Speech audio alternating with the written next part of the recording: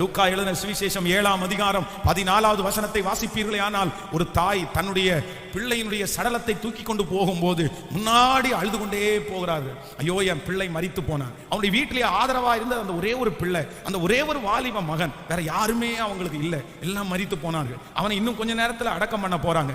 ஆனா வேதம் சொல்கிறது, கர்த்தர் பாடையை தொட்டார், அப்பொழுது மரித்தவன் உயிரோடு எழும்பி இருந்தான். ஆமென் சொல்லுங்கள்.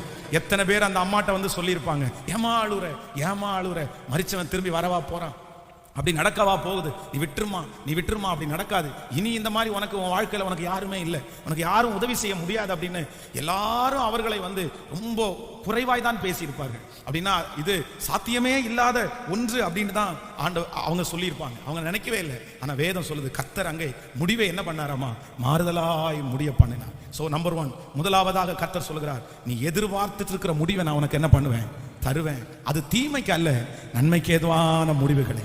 ஆமென் சொல்லுங்கள்.